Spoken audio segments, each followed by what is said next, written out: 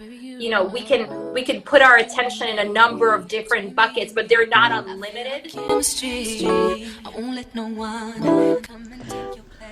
All right, hey y'all, welcome to another Sips and Conversations Live. I'm your host, Nancy Ngwa, and yo, today I'm sipping. All right, I literally walked in the house like 30 seconds ago, and so I gotta decompress. So I just had like a nice little old fashioned. This is my new jam. Y'all know I love me some bourbon, i.e. my bourbon barbecue sauce over at Nita's Cuisine. Humble plug. But so cheers. We're going to be sipping with, okay, the queen herself. All right, Miss Valerie. I'm not gonna screw up her last name, but Valerie is an absolute Moroccan mint tea. Valerie is drinking. I cannot wait to hear all about this. But yeah, so we're gonna be sipping with Valerie, who is the founder of Chatterboss. Now, y'all, if you follow my stories, if you follow anything about my life, if you really rock with me, you already know who helps me with my day-to-day functions is the Chatterboss crew. Okay, you've probably heard me talk about my dear Mo. All right, you've heard me talk about my amazing assistants. So today we're going to be having the pleasure of sipping down with the lady who has started all of this. So y'all better raise your glasses and help me welcome chat, y'all.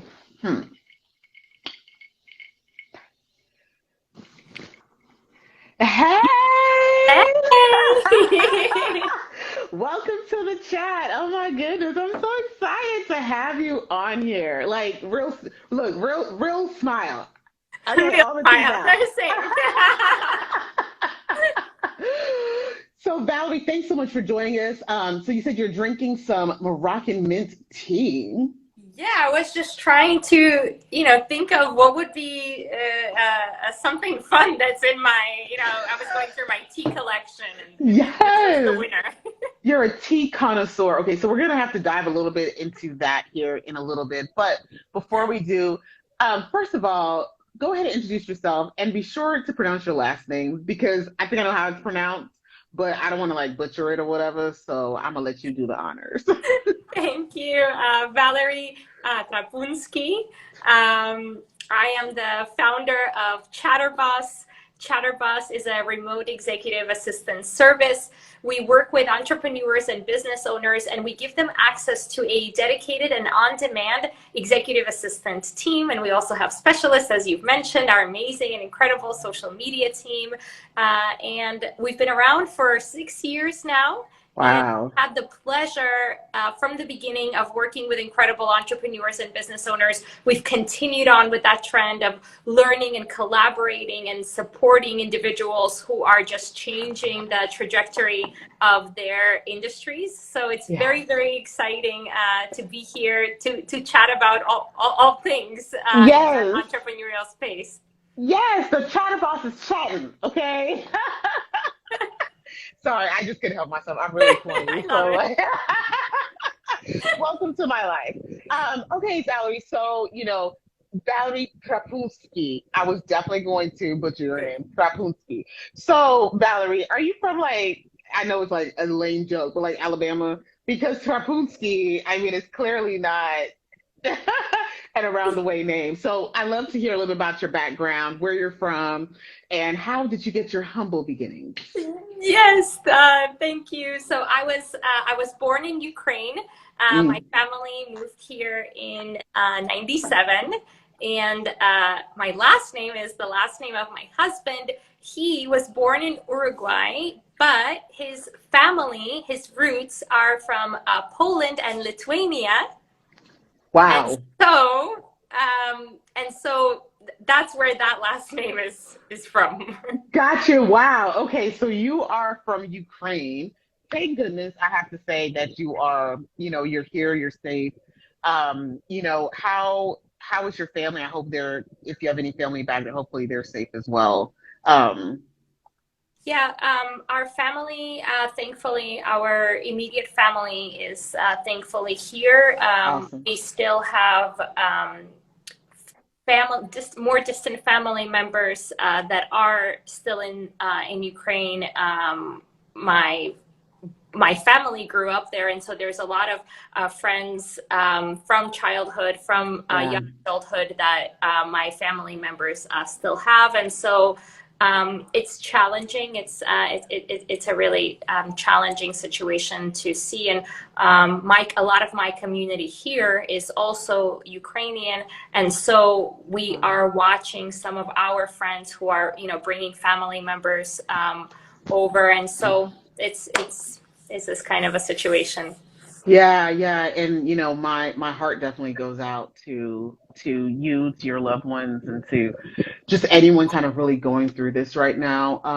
We share a commonality. So I'm West African, Yes. and the country I'm from is Cameroon, and right now they're like divided. They've always been divided, so they call it the Cameroons, and Anglophone versus Francophone, and it's just like this thing, right? And so we're currently at war as well, and so just so much tragedy and death and loss, and so having this time here just kind of celebrate one another, and just to like kick back and have a great conversation is so much, it's just so needed in such an ugly world. And so again, I'm just so excited to just have you on here and just get to chat with you some. So I just kind of, so at what point, when you came to the States, how was that transition like for you coming over? Yeah, it's an interesting question, Yeah. because I moved at the age of 7, and Me too. yes. So we can. I wanted to ask at which age you moved, because I think that specifically that age is so interesting psychologically. Yeah. Because I wonder what was the experience for you. For me, it was like a break between childhood and not childhood, and I think that childhood could have lasted a little bit longer if it wasn't for that move. I don't know. How did it feel for you at that age? Okay, so I have a little bit more of a complex story. I moved to the States at 7. I first came when I was 8 months old. And so we Okay. came, I was 8 months old. My dad had like I don't know, he was going to school at Auburn. So he had a student visa. Mhm. I'm assuming the visa expired, and they're like, get out of America. My mom must have gotten a student visa because she was living in Boston and went to school up there. And while my dad, my sister, and myself went back to Cameroon. Mhm. And so then at 7 is when we Mm. came back. So we went to Cameroon when I was, I think, 3.5, 4, something like that. So we were actually kind of like the American kids Mm. that went there, and my mom would send us like suitcases of clothes, Mm. and there were stories allegedly, people would take our things because Mm. it was cheap to have like house girls and stuff, right? So somebody supposedly would take our things, and because we're like the American kids, oh, you have money and da da da da da, your mother will just send you some more, so whatever, I'll take your nice fancy stuff.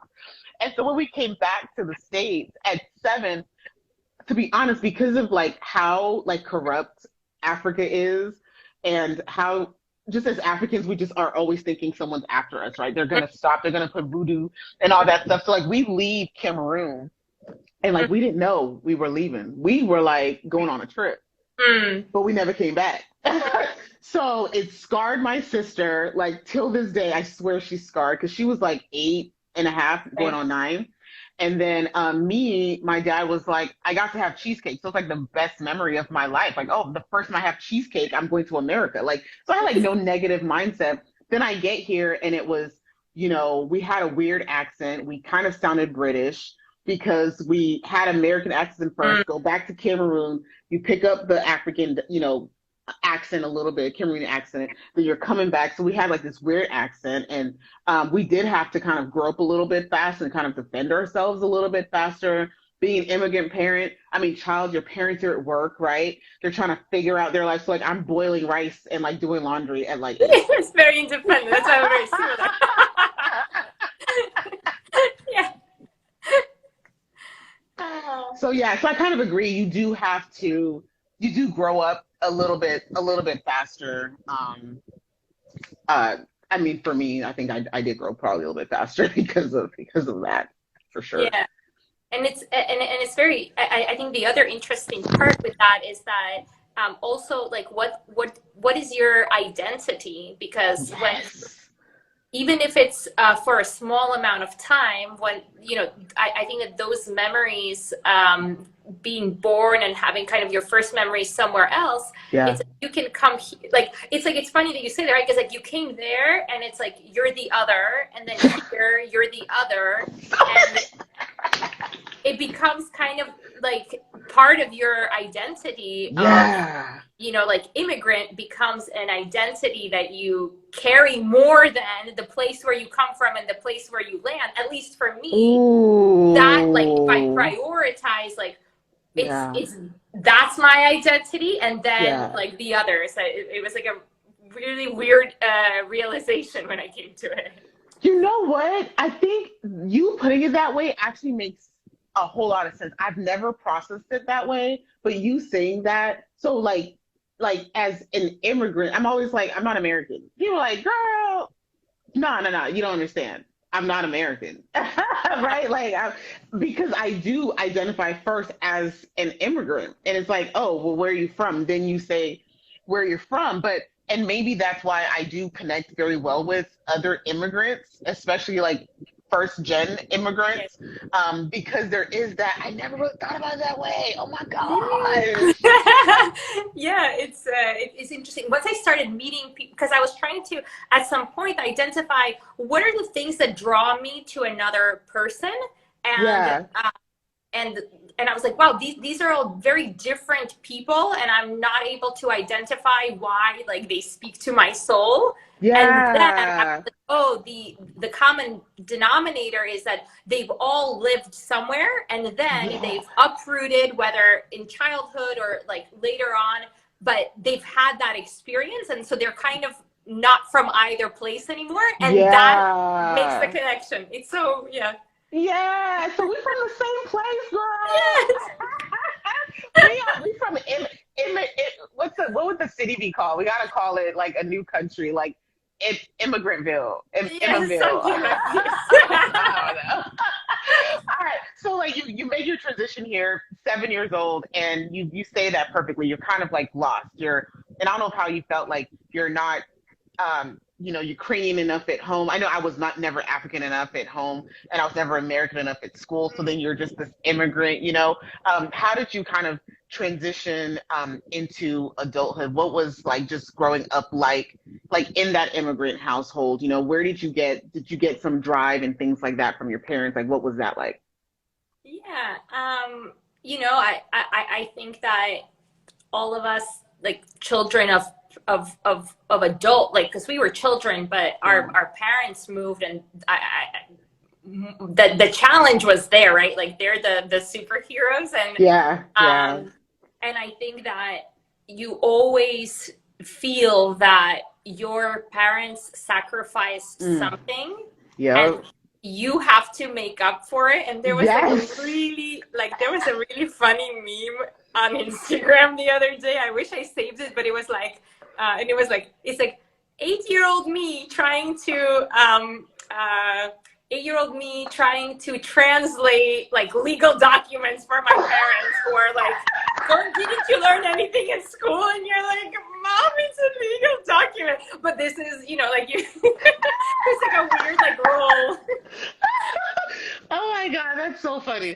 That's hilarious. Yeah, I didn't go through that. I will say that because when my parents, I mean, they spoke English, right? Yes. But they would translate it in their brains. Like Uh-huh. they still would go through that whole like translation in their minds, and so I had to translate like American lingo to them. I still gotta do that today. But yeah, that is mad hilarious. Like, did you not learn anything in school, kid? Like, you need to be able to tell me what this document says. What does it say? In Yes. Ukrainian is y'all like you've got to picture this happening. Her mom Yes. is speaking. Is it called Ukrainian? So actually, what's interesting, the Okay. the city where I grew up is Odessa, Hmm. and when I was born, it was part of the Soviet Union. So in my Wow. city specifically, we spoke Russian. So I don't Wow. actually speak Ukrainian. I can understand a little bit, but my first language is Russian. Wow. Okay. Yeah, no, like kindred spirit. So my first best friend in the US was this Russian girl in the second grade. She had bangs, and I cut my hair into bangs. Yo, got my butt tore up. Like, we knew we were gonna die that day because my sister helped me cut my hair. But she had like a ponytail, and she would swing her ponytail. So, black girl hair don't really swing like that. So I would put the braid, and then I would put a bead on the end, because the bead, if y'all know what I'm talking about, the bead makes your hair swing. So anyway, it's just a little childhood connection right there. But for me, like with that story, like what's interesting, like, right, like mine was in reverse. Like I'm coming from a place where it's really homogenous, and I'm going into a really diverse neighborhood in a school, and I come into a classroom. It's the first time I see a black person in my life. Yeah. Look, And white people, girl. And I was like, and I remember thinking, how, and speaking English, and I don't have English. Yeah, and I that's remember it. this True. moment, Yeah. are we ever going to be able to communicate? Like it was like Oh, that's so scary. Oh, that's scary. Yes, like you are in this like world, and then you come, and it's like people are different, and that was like, so I remember those moments, like you're hyper fixating on any difference, because it's like, wow, really, yeah, it was like, so, but you're remembering the like the ponytail, like I'm also remembering how the girls wore the hair. It was like, to me, very like, so you're different, so unique. Yes. Yeah. Yeah. Wow. Okay. All right. So you made it through elementary school. You go on. At what point in time, like, did you decide, like, at what point in time did you, I don't know, like, what did you get into? Like, how did you even get to where you're at, I guess, today? So I'm just trying to, like, figure out, like, what did you get into because you got to, like, go through language barriers, and you got to get through high school some weird way. And then you decide did you go to school, like, to college afterwards? Like, yeah. So I went to school, and we moved to a predominantly Russian-speaking neighborhood, so that was helpful. Okay. There were some kids. Well, in my class, there was one girl, and she's one of my closest friends still today, because she like came in and she translated for me. Like it was huge. And then we continued kind of moving around, but again, in those neighborhoods that had Russian-speaking kids. And so by the time I came to high school, I was able to find a group like myself who had a very similar background, that were from Ukraine, whose parents moved. We moved around the same age. And I think that was the moment where, like, I think I found, like, my group, because I felt very, of course you make friends with different people, but I think that, like, you still, like, you look like for some kind of like connectivity, that like you're growing up in a household, and like something is like similar, and like so that was I think very helpful for me around the time that I was in high school, and then I went to college here. Sorry, where did y'all settle? I didn't even ask that question. Like, where did you live? We came to Brooklyn, into South Brooklyn. There's a little area called Brighton Beach, which is like called Little Odessa. And it's predominantly Russian speaking. And if you come there now, for example, it is like, it's like if you go to Chinatown and everything is in a different language, you will come there and know what you will speak English. Very few people will understand you. All the signs are in Russian. So it's very, very similar. And now it's a new waves of immigration, different, from different areas, from Tajikistan, just other areas now, the waves, but it's like, it's its own little world. And that's where we moved and kind of stayed in that area. And then we moved around a little bit more, into different parts of Brooklyn, but kind of all around there. Yeah. So you were up northerner. You were up northerner. By way of Ukraine that speaks Russian. Wow, what a background. But that makes sense as to like why you're able to, you still have a beautiful accent. And one of the things that I wish I had was like, and now that I'm older and I'm getting like more comfortable in my skin, like, so we speak like broken English, right? We call it pidgin.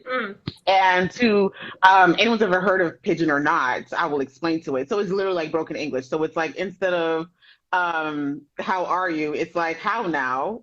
Uh-huh. right? Like it's not full sentences, right? But like I can't comfortably speak it, so I just Uh-huh. joke it, but I fully understand it. But my accent, my American accent is literally mad disrespectful to pigeons. So like I envy you in the fact that you were able to be in your own community and really not lose focus of who you are as a people and also why your parents came here. Because I would just imagine that's what gave you drive to to just really say, hey, I want to be successful and to be excellent. So what did you go to college for? Is what the Oh. people want to know. And I am the people. I went, to be honest, I wasn't a great, no, up until a certain time, I was an okay student, but then, in high school also, like, I didn't love to study, but like, if I Yeah. didn't study, like, I got fine grades and like, that was Yeah. it. So I remember, like, it was Isn't like, it hard being fabulous and just being like such a genius? Because I like mean, I was what? like on the cusp, right? Of Oh. like, I think it's more like I just got lucky, right? I was like, I could have just not gotten into college. I think it was like right there. Oh. And when it was time, I was like, oh, I should take a look at my GPA. I'm like, okay, and really like for the college that I went to, I really was on the cusp. But I'm like, okay, and all my friends got in, and I'm like, oh my gosh, like I'm gonna be the only one. I'm not gonna That's go to like gonna go. It's kind so of like a credit score. You don't look at your credit score until you need a car. For the first time, you're like, how the oh heck? Like mine was like a 400 and like 60, but it was like trash, right? It's like, oh, I don't need that. Oh crap, but I do. Let me get my shit together. So I totally get exactly, that's exactly it. what that was. And so I got very lucky, and the college that I went to, I think it was what was I think the most interesting part was, how in the first 2 years you take the classes that are related to, they're not related to your major. You just kind of, you're just kind of exploring like those core classes. And I had Yeah. an anthropology class, and this professor blew my mind. She was a TED speaker, and she wrote books, and she was just so, and I think like my 4 year experience, I think was worth it because of that one Wow. professor. Wow. Um, and then we had, and so like those, those kind of classes just, I think, opened my mind, psychology, philosophy, literature, those kind Yeah. of things and then I was like, oh, well, I don't like numbers because I'm in a business school and I'm like, I don't know what to choose. I'm like, I'm really bad at math. I'm like, so I was like, okay, like marketing. And then I'm like, oh, but I like to travel, international marketing. So it's a little bit like silly, but that it was the right decision. Oh, For so that's what you ended up Yeah, dabbling international with. marketing. International marketing. Okay. I mean, it makes sense though, right? Because you're Yeah. able to kind of put together everything that you can travel and do marketing and, This is what take I pictures. thought, right? I'm like, Yeah. these two things kind of, I didn't bother to look at like what the courses will be. I'm like, this sounds like I want to travel, and I think Yeah. I could do marketing. And then it was like imports, exports, like taxes, and I'm like, where? What did I do? Yeah. Yeah. Yeah. No, I feel you on that. I only was interested in being cute every day. No, like legit. It was like, what do you want to do? I guess I'll be a lawyer because I get to wear suits every day. Duh. Then I'm like, wait, what do you even have to learn the law? Like, I gotta study all that. Yeah, I'm not doing that shit. So no, I feel you on that. So, what did you end up doing with your degree, or did you do anything with your degree after you graduated? Yeah, so I got into advertising, and I worked as an account executive in two advertising agencies, Oh, and cool. that was fun. It was my dream to get into a big Yeah, agency and have that yeah, experience. Like, so it was, I think that the degree was worth it. yeah, yeah. And I guess at what point did you meet your husband? Did you meet him in school? Because we can't leave Mr. Yeah. Trapunsky out of the. I'm sorry, Yeah, I we just can leave him butchered his because name. Oh my God, how he's left out of the disrespectful. house. He can't come in because he's gonna enter through there.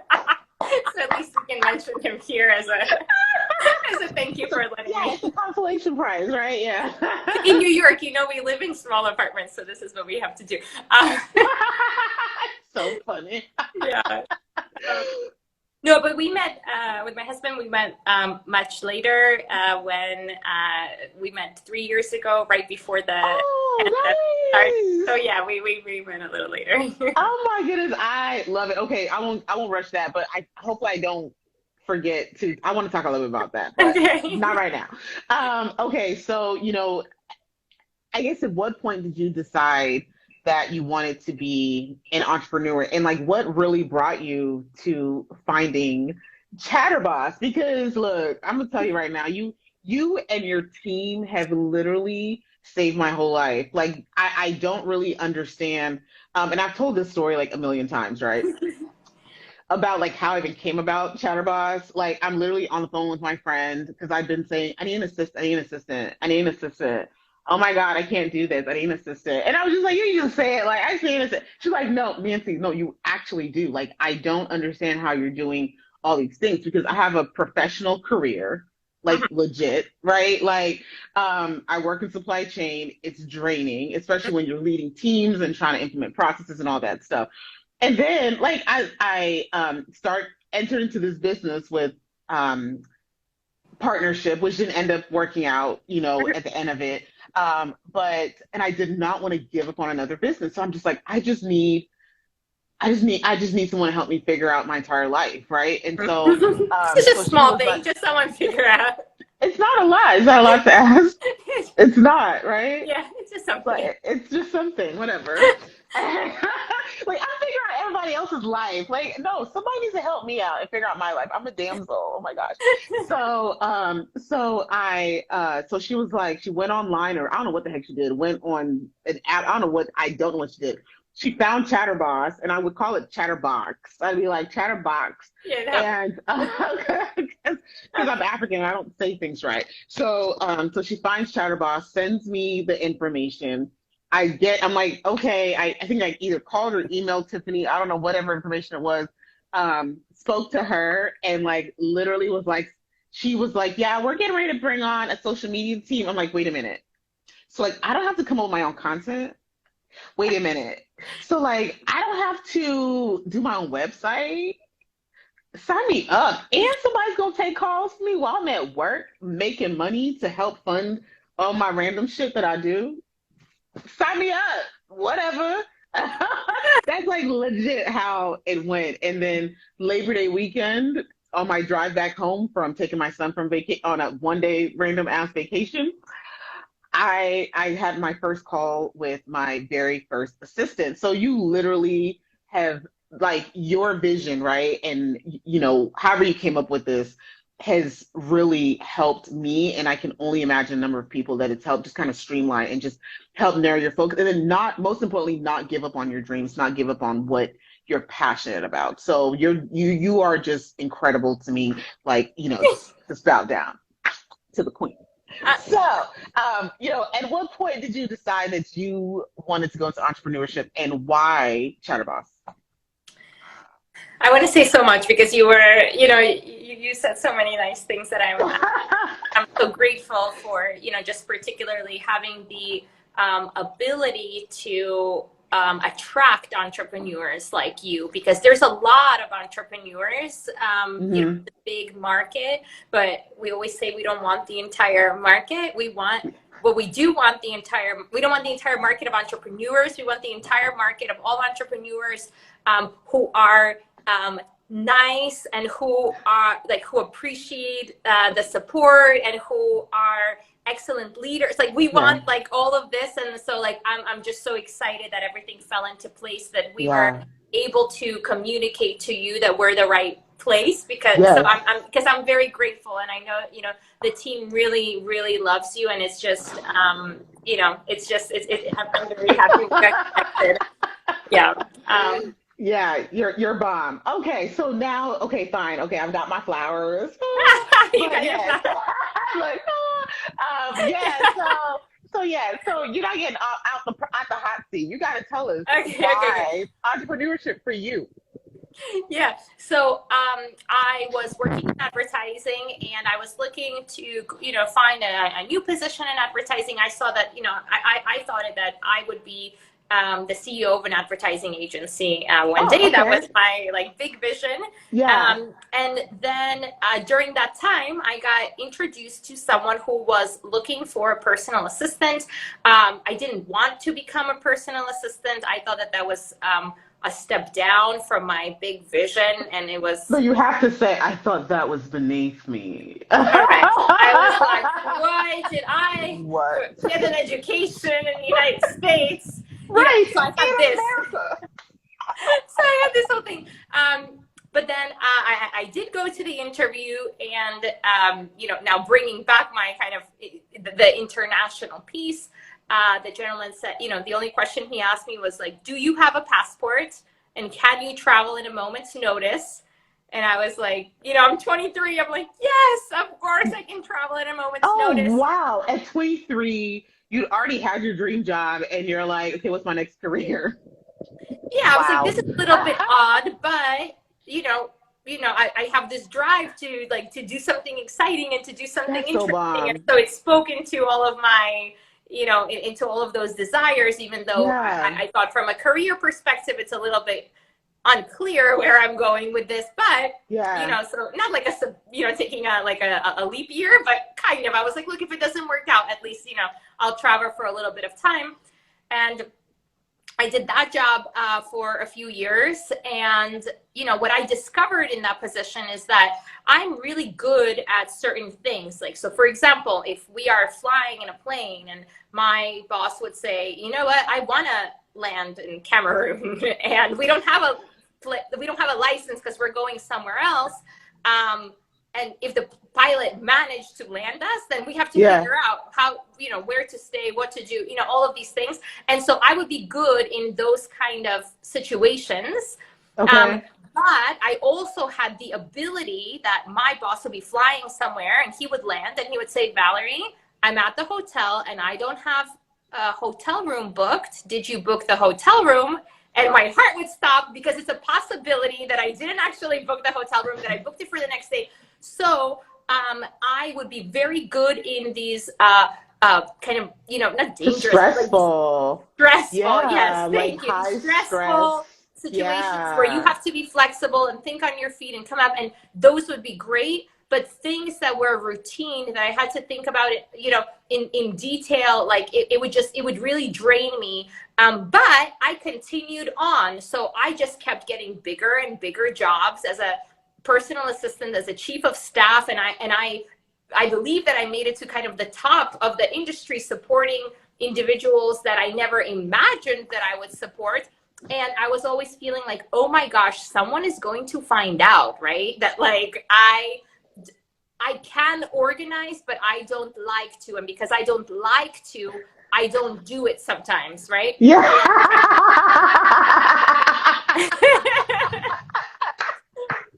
You sound like they're going to be like, the jig is up, girl. What you doing here? Yes. And then eventually it was up, right? Because I was, succeeding in parts of my role, but failing, like consistently failing in the same things and consistently succeeding in specific parts of the role. And then I thought, okay, now I'm going to leave this role, but where am I going to go? And actually, I believe that I got pushed into entrepreneurship because I didn't really have any other, I didn't have any other direction. I didn't want to start from the bottom. I don't have the patience in another industry. And here I had, what I didn't know is, how do what do A-list celebrities expect from their personal assistant? So you were like, hold on, wait a minute, hold on. Well, you were like, I didn't know who I. So you're like an A-list celebrity personal assistant. You're not just like driving around my child from school down the road, but you like really assisting some folks that need the assisting. Yes. For real. Yes. Wow. Yeah. Wow. Super, super dope. I mean, you probably can't name any names, but we don't need your name drop or anything. I'll tell you but offline. Just like, just intrigue. Yeah. That's really, really cool. And you saying that, I can also understand the stress behind that, because sometimes, when you have like certain status, you do expect people to really be on it, right? And you may not be as hands-on with all your things just because, like, heck, I'm not hands-on with all my things. And look, I am a celebrity and I expect people to do all my shit for me. So I can only imagine just the level of stress and just really having to be on Mhm. it that you really have to be. Anywho, sorry. You are the celebrity. That's You the know, idea, right? I am. Yes. Um, and that's what was really fun building this business because I understood the expectations. I couldn't Yeah. execute on all of them, but I knew Yeah. exactly what was needed. And Yeah. then what was really like for me the most joy is that you bring these expectations to entrepreneurs. Okay, some of them expect it, but most of them don't at this level, don't Yeah. expect it, don't imagine it. And so you have this element, you have the ability to delight. And Yeah. how fun is it, for you to be, like if you thought that like you're boarding like an economy class ticket and you just ended up in first class, you're delighted versus you bought first class and maybe now you're in the back row of first class and something, so it's a little bit of like a different approach. And that was Wait, like hold always on, hold our on. intention. So wait, so if I get, let's say I get, my lovely PA to like book me a flight, she can like accidentally book me a first class ticket though. Is that what I just heard?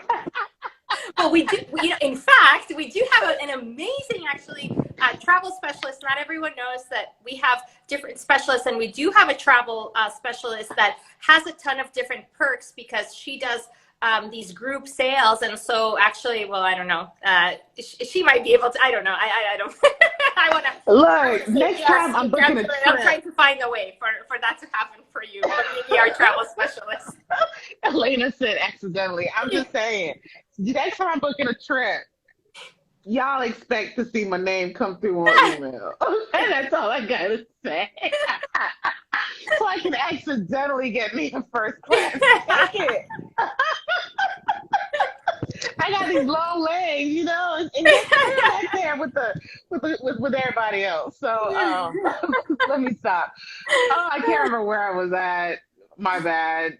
Yeah, so the delight in accidentally booking people first class tickets, I can only imagine it's just fabulous. But yeah, okay. My bad. Yeah. Yeah, so that's the reason why you decided to just kind of more so work with the entrepreneur because I can totally see, yeah, instead of it being I'm gonna get beat up for doing bad, it was like, oh my gosh, you were able to do this for me because I'm so like, wait, you can do that for me? So how did you just really start building your business? Yeah, so actually similar to you, I was in what I knew was going to be my last personal assistant position.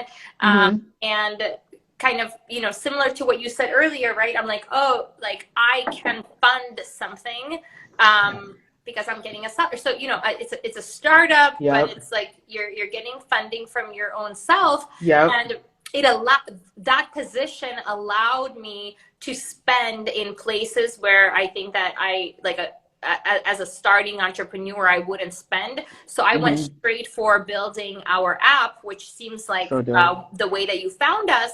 But it's kind of like an irresponsible thing to do because I don't have a market fit. I don't have a product.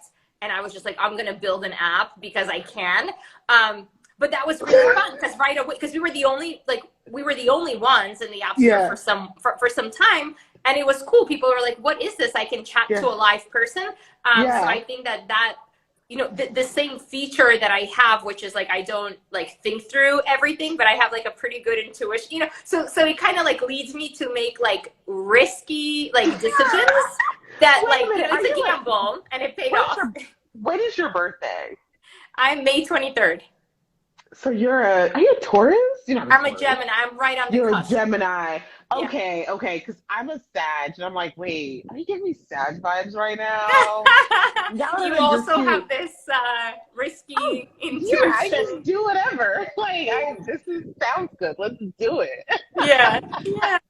So, yeah, no risk, no reward, though, right? And you definitely clearly made a really, really good risk because now it is paying off big time. So at what point did you realize like, hey, I really am onto something here and really go into, into it full speed? Wow, no one kind of asked me that question, and I feel like I was onto something. Like before it started, I was like, of course it's going to work. Oh, yeah. So I don't even like now that you say that, right? That's like audacious, like right? That's kind of ridiculous. But Yeah. I No, it's I was not. No, it's gonna work. It's gonna work. it's The gonna end. work. And now that I say it, I'm like, oh, I should approach everything. Like I don't always approach everything like that, but in that case, it just felt like, this is the thing that's gonna work. Um, Yeah. but we start and what happened with us, like we started getting because it was a weird.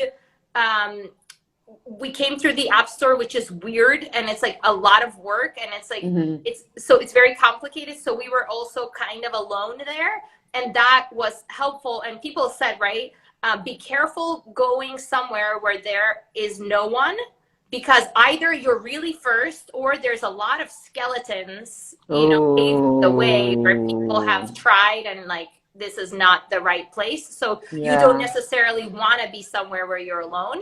Um, but so I think some intuition, some luck, some expertise from something for before, and I think like kind of the universe aligned, and Yeah. we started to get clients like because people were looking, and in the beginning, like when you would put virtual assistant in the app store, it would be like virtual kittens and like something strange. Weird. So people would download it, and then they would say like, "Are you a person?" So at least, but we would at least start like what was cool with that is like we got the direct contact, even if it was not the right customer right Yeah. away. It was essentially just the chat. But Yeah. at least I knew who's coming in, and they're like, "Hi, who are you?" And I'd be like, Yeah. "Well, who are you?" Right. And the very few people that were like not looking for like virtual, like some animation or like some AI that were Yeah. looking for a person, we were able to convince them like, "Hey, get started." So Yeah. it was also fun. It was like a fun puzzle. Yeah. Yeah. That's like just so like mad dope. And so you started off just saying, hey, I just want to be like a virtual assistant, help you out from afar. And then, I mean, now you have an entire social media team. You've got this travel specialist. You've got like what gives you the momentum to like add on, right? Like where do you get that thought of, okay, this is what I need next? Is it just straight up off of customer feedback? Is it based on, experience? Like how do you know what to add next? You know, um, I think that entrepreneurs make decisions from one of two places. There are Hmm. individuals that are very analytical, and then they make decisions from that place. And then Hmm. there are individuals that are like very like people driven. So I'm very people driven, and it's for a long time, up until less than a year, a little bit over a year ago, I was Yeah. still doing all of the consultations, all of the onboardings, Wow. and there was that point where like I was just getting a lot of information, and even though I'm not analytical with the numbers, I could synthesize it. I just Yeah. can't tell you why. It's if I think about it, I can, but Yeah. that's what was like easier for me. So it was like I was for over 4 years in direct contact. So it was very easy to know, okay, you're not happy with this, you're not happy with this. And I'm very sensitive when people aren't happy with something or something can be better. And that amount of years doing that for me Hmm. made it enough that it created a culture, it created a brand, it created the foundation. And now I have an incredible team that's like so in line with my vision that they're able to execute. And not that I feel like we can't go wrong, but I think like just our foundation is so strong. And now only now are we getting into those like analytics and like KPIs, and it's like kind Yeah. of embarrassing to say, right? But I just No. never looked at those, but I really Yeah. listened to the entrepreneurs that we were serving. Yeah, no, I love that. I mean, you said so many great things, right? Because I think sometimes whether you're working 9 to 5 and you're just trying to climb that corporate ladder, or you are that entrepreneur, or you're even a student, right? Like sometimes there's first of all a fear of just failing. And so like you're going through everything from an analytical perspective, like what makes sense, instead of literally just putting your hand on the pulse and feeling, right? And like just feeling how is the heart of the business, or how is, your personal heart going, right? Like how are you feeling through this? How is your body reacting to it, Mm-hmm. right? Like the body being the business, right? And so I love that you were like, no, I didn't go into it with this like strategy in mind. I went into it because I loved it. It was straight passion. And I love the people that I served, and I wanted to feel their heartbeats and feel their ups and downs and feel their pain points so that I could know how to then solve their problems, and you're right. Then the other great thing that you said is just leadership. They speak a lot of times about partnership. And same is true, you can go with relationships and all that. There's always got to be a vision. Like, whose vision are we following? And sometimes people do try to go into the partnership route, I think, a little bit too fast, because there's no clear definition Mm-hmm. on hey, Amanda girl.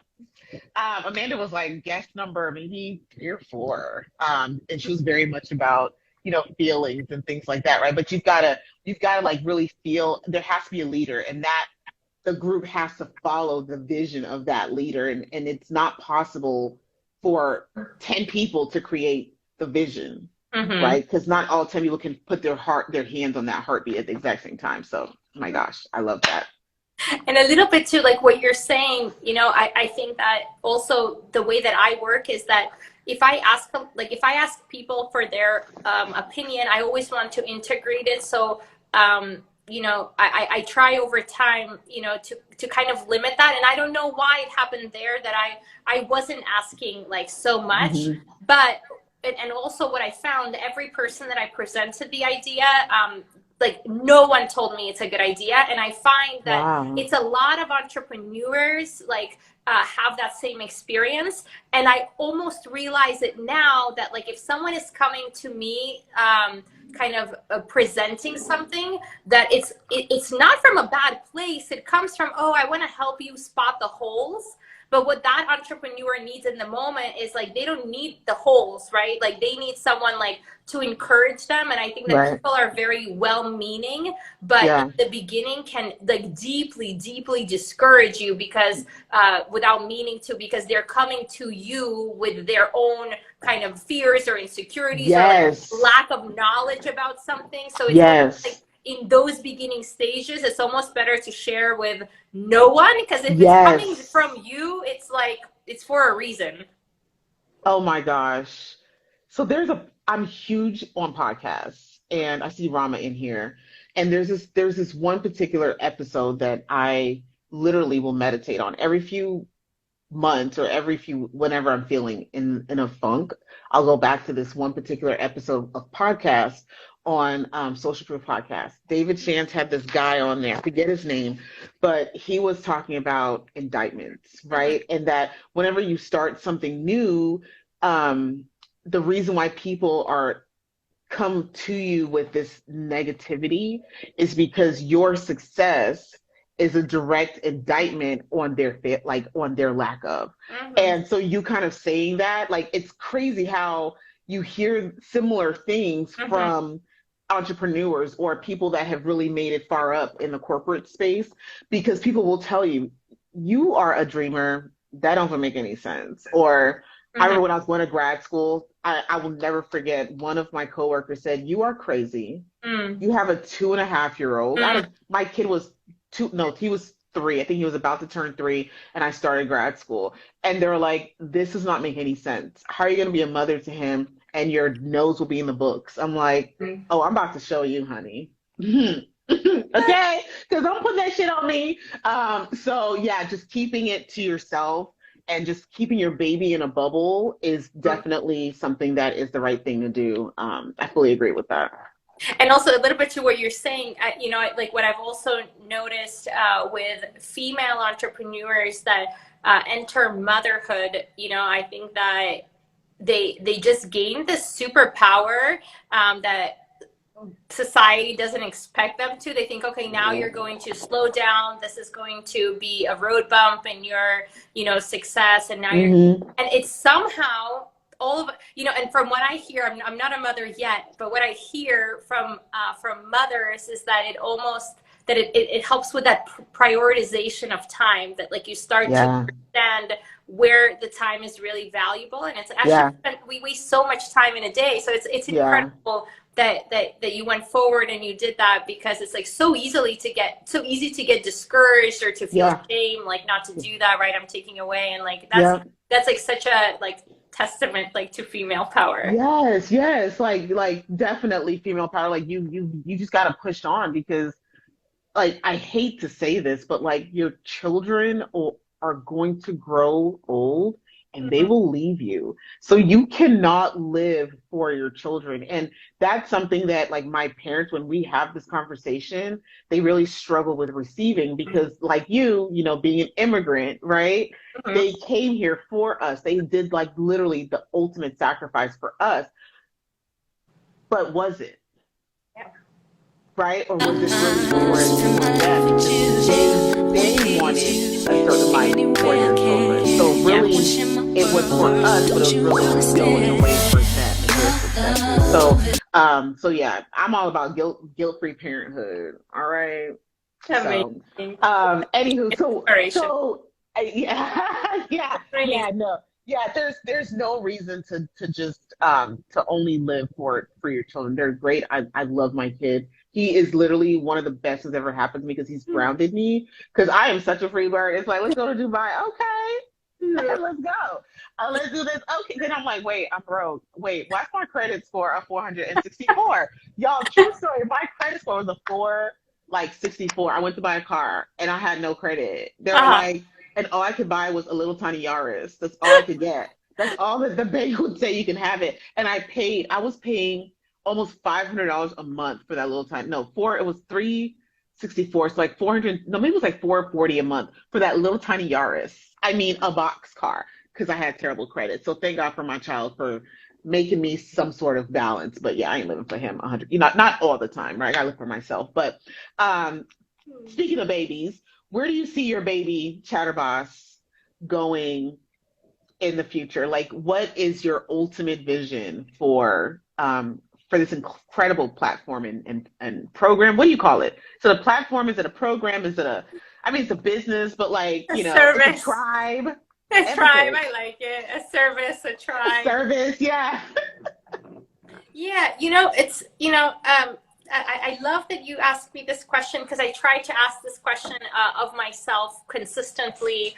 And, when I ask this, and I write it down, I say I want to be the #1 remote executive assistant service for entrepreneurs. I want entrepreneurs to know that this is the place where they can have a thought partner, a co-creator in their business, and that this is the kind of the ultimate hub for all things that they need in their entrepreneurial journey, in that kind of do it for you and do it with you space. Yeah.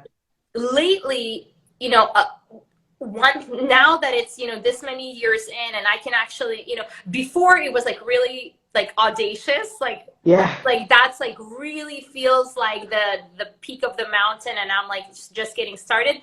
Now I feel like, I'm feeling like this is within reach. And always when I start to feel like a big goal is within reach, is the moment where I start to say, okay, now I have to push further, because if I leave it here, I risk not making it. I have to do something bigger. And I'm grateful that you asked this question, because I'm trying to kind of turn it in my head. And I think that the next thing that's kind of meaningful and that will, I think, drive me to accomplish this is like, grounding myself back into the communities that we serve, and the impact on the lives that we are making of the assistants that are coming in, of entrepreneurs, and an aspect of giving back. I think that for me right now is something that is missing, and I'm starting to kind of like, it's in my space constantly, right? That I'm feeling so grateful. And I, and I'm struggling to kind of find what is that, what's that thing that's going to make it really meaningful. But that feels like to reach the pinnacle, it has to come from this place, but I just don't know yet, like exactly how to make it come together. It's like still in the Yeah. works. Yeah. No, there's only but so far that the financial reward can really take you. And so I really fully do everything through passion. Mm-hmm. Passion is like literally the driver of life, right? Because without that, and I think Amanda had just mentioned, we care for them. She's like living for my passion, right? And Mm-hmm. so that's what, because at the end of the day, your passion is what's going to allow you to leave a legacy. Yeah.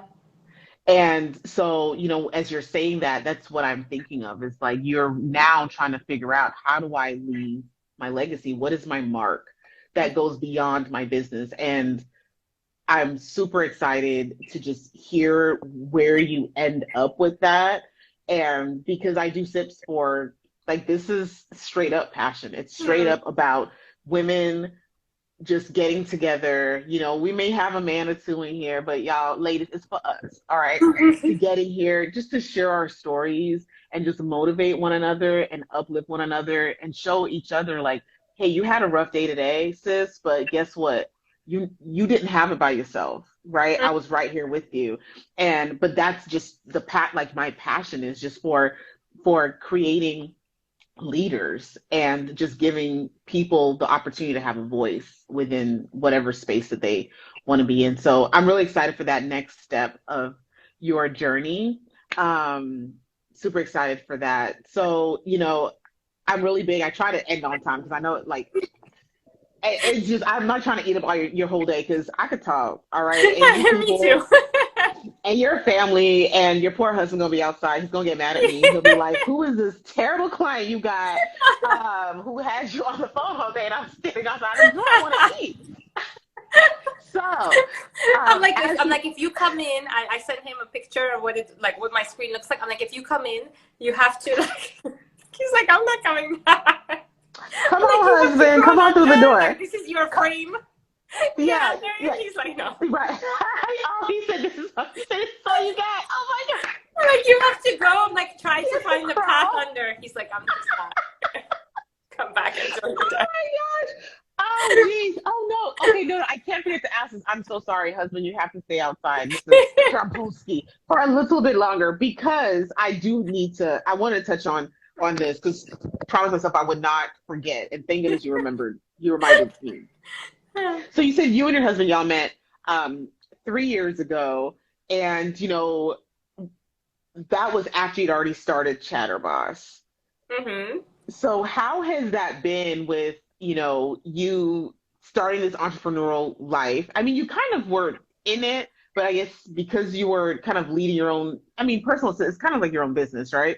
Yes. And now you just like expanded, but how has that been? Like you meet your husband and then now like you're this like on this whirlwind, right, of growing your business. Like how is he involved in the business some or how is that? Just curious.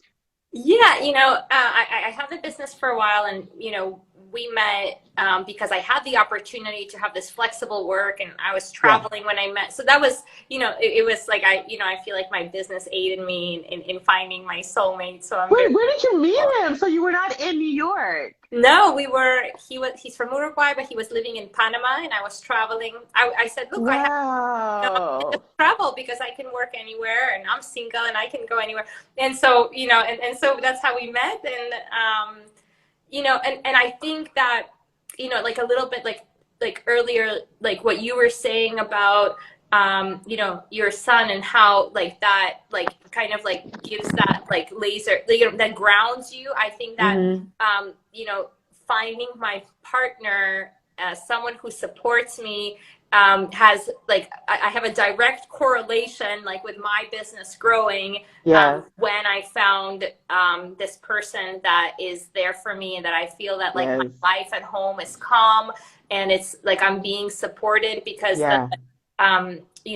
if I believe if you don't have the right partner by your side, this could, Yeah. it can break your career, because Yes. it's like you're on a, you're, it takes up space. And so I'm feeling very grateful in this stage of my life to have a Yes. partner. And it's, again, it's a direct correlation of like, we're just doing better because I have this, peace of mind and a support system. So we all need a support system of some kind.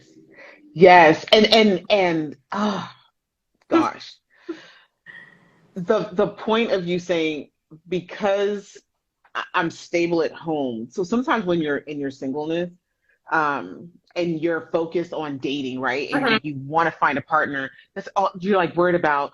Oh my gosh, you're out of the club and you're like, oh my God, I want to, like, does he like me? Does he think I'm cute? So you're worried about the wrong thing. Your mind is on this man and how to get him, take you on a date. And why hasn't he called you? And and all these different things. You're all over the place. You can't even focus. You can't even streamline your focus. So Yeah. having that partner that you want, right? Kind of to be there. And so that no matter, like, not no matter what, but like that part of your life is stable, and then now you can really go and disrupt like the world and just do some really great big things. It's so Yeah, good. and like, maybe it's like not like unpopular opinion, but I think like for me it was taking a lot of energy, because I was like, Yeah, I want a family. And so yeah, I was like, what's, like, you only have a certain amount of energy. So I feel like that for me, like, it didn't matter. Like, I have my business, things are running, but it was like I was distracted because I was like, yeah, this is like, that's how my mindset was at the time. And then yeah. once I got settled, I'm like, oh, I'm laser focused, like, I am Yes, clear. And I guess yes, that could be anything, right? Like, yep, anything that like you're working on, and like in that moment, I think that like, we can put our attention in a number of different buckets, but they're not unlimited. So I yep, think that we also, like, as entrepreneurs, sometimes we go into a lot, like into 10 different categories. And I think that the yeah, truth is we can hold, you know whatever is like your limit, but like yeah, you can hold whatever those are. And like, yep, you know yeah, yeah. You can only hold but so much. But if you're distracted all over the place, there's a power. I think there's a book called The Power of One, or The Concept of One, or something like that. Is you've got to be able to master like one thing at a time. And once you've mastered that, maybe it's called that one thing. But like once you've mastered one thing, because you've mastered that, you can take the energy that you're using, like yeah, you said, right, from that one thing, and you can apply it into something else. And then you yeah, you just start creating these systems that allow you to just apply. And so before you know it, you're doing all these different things, but you have not stripped yourself, drained yourself of energy, because you've yeah, done it by starting on on really maximizing the opportunity of that one thing. yeah. So beautifully said. Okay, so I'm not going to take up too much more of your time. I do have one more question. Okay. So with all that you've really been through life-wise, I ask everybody this. Okay, so you got to answer me, but you can't ask me the same question because I got to learn from you. Hmm. That's the only fair thing. So, what is the one piece of advice that you would give to just anybody, right? Not whether entrepreneur, college student, whatever, child, if there was nothing else that you could give, no other piece of advice, what is the one thing that you would say to live by? Yeah, I would say to trust yourself. I think that Oh, a lot of the times we, especially when we're younger, we mm-hmm. are looking for others to lead us. They have more experience, and and we get ourselves confused. And I really Mm-hmm. believe that all of the answers that we need are right inside of us, and we Yeah. are looking sometimes in too many different directions. And even if you're a very young person and you don't have a lot of experience, I think that if you really listen to the depth of your soul, it knows and it has the information. And I would say to trust it. Oh, I love that. Trust yourself. And can I just add, I have to say this because you said it a few times. Be audacious. Audacious, yes. Okay? Yes, It's the audacity for me. All right. yes. So be audacious. But yeah, definitely trust yourself in all things. And we could not end this on a better note. Oh, Um, Thank you so much, Valerie. Like, you are such a gem. I get it. I understand. Fine. I'll let your team, you can be their second favorite person, whatever. It's okay. Nancy, I'm so grateful. This is, it's hard in the virtual space to connect, and I love that you're doing this. Not just for listeners and people that are going to be consuming the content, but just to have that one-on-one connection, Yeah. because it's getting so much harder to do. So it's been such a gift to be able to connect with you and to learn from you. And now I understand, like the energy that the team is talking about. Why Now I'm I the have favorite. awareness. Yes, that's why I'm the best. I mean, let me stop. No, I'm really not conceited, y'all. I'm just kidding. Not all the time. But no, your team is fabulous. You are fabulous, and that's why you have a fabulous team. And I'm just so thankful for what you're doing for us solopreneurs and entrepreneurs out there. And, I will say this, I stand behind your purpose. Anything that you need, hit me up, okay? Because yeah, I'll definitely be there. But before we end this, I gotta let y'all know look, it shouldn't be raining this weekend, but I should be over at Piedmont Park. We're going to have Nita's Cuisine. If you're not following Nita's Cuisine, y'all, why? Go over to Nita's Cuisine, look at all the stories, all right? Elena is like slaying the story game right now. But yeah, so we're gonna be at I am just so shiny, good. Oh Lord, just wearing the day on my face. Why didn't nobody tell me? But yeah, we'll be at Piedmont Park, serving up some good eats next Saturday, June 4th. All right. So come check us out. But check out Nina's Cuisine for updates and all that good jazz. But until then, I was checking out your recipes.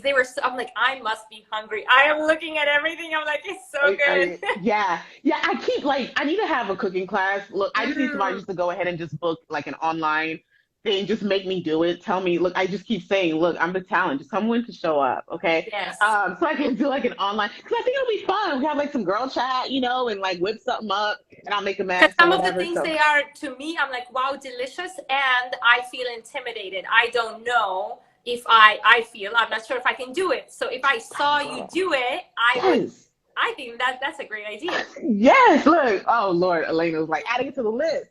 Yes. Yeah, we're gonna do a cooking class. I keep saying that, but you just gotta just make me show up one day and I will be there. Because it'll be fun. But anywho, so until next time, we will not be here next Thursday, but I think we're back the Thursday afterwards. So until then, peace out. Love y'all, and thank you so much for your time. Okay? Cheers.